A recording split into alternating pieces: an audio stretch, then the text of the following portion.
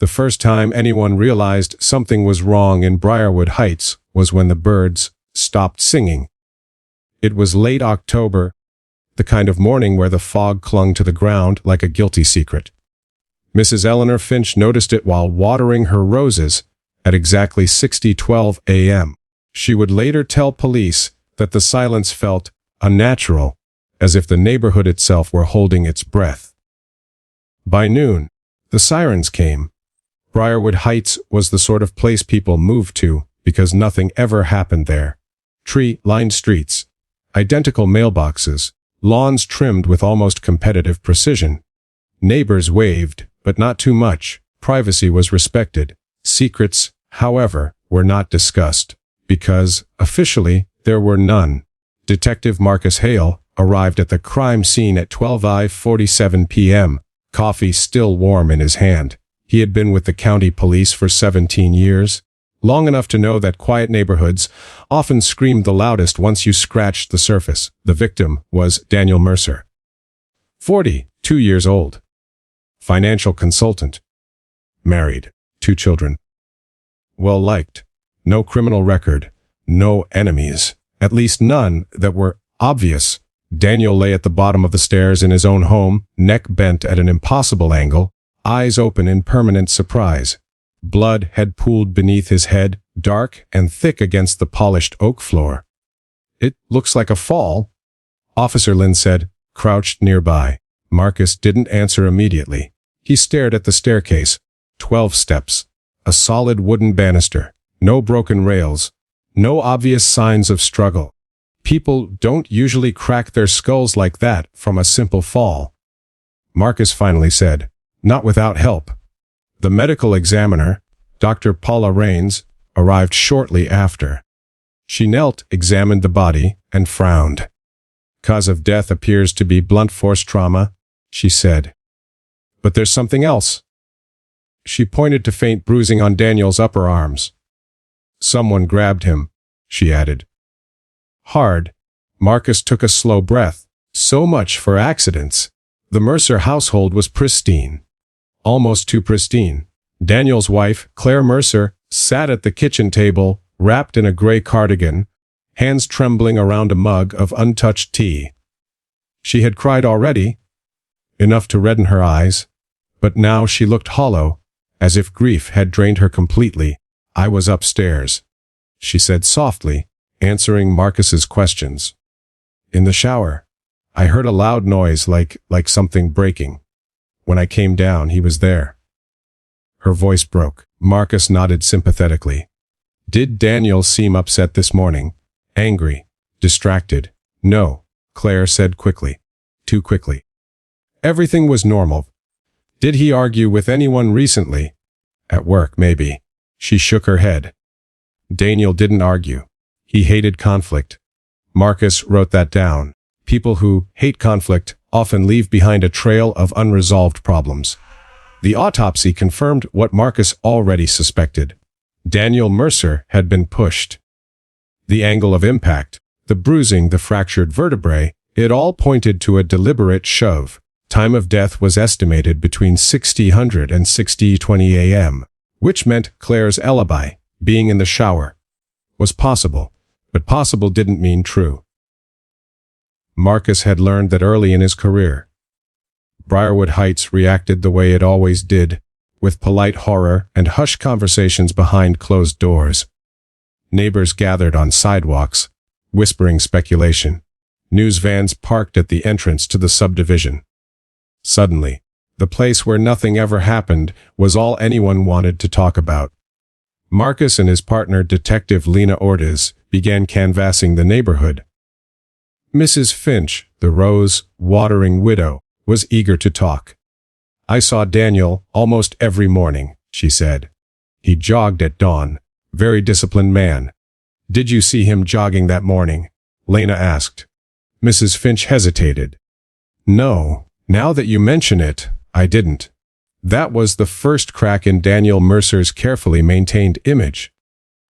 At work, Daniel had been less beloved. Marcus and Lena interviewed colleagues at Mercer Financial Group, a sleek glass building downtown. His assistant, a nervous young man named Trevor, kept wringing his hands. Daniel was intense, Trevor admitted. Demanding. Did he have conflicts with clients? Marcus asked. Trevor swallowed. There was one. A big one. Millions involved. Name. Trevor glanced around, lowered his voice. Victor Lang. Marcus recognized the name. Real estate developer. Known for aggressive tactics and expensive lawyers. What was the dispute about? Lena asked. Trevor exhaled. Daniel advised him to invest in something risky. It went bad. Lang lost a lot of money. How bad? Marcus asked. Bad enough that he threatened to sue. Trevor said. Or worse.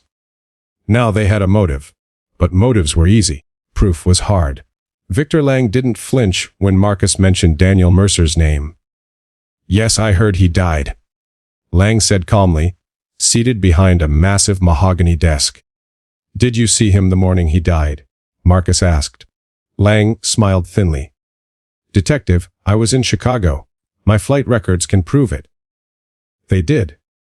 Victor Lang was angry, ruthless, and completely innocent. At least, in terms of opportunity. Another dead end. The breakthrough came from an unexpected place, Daniel's phone.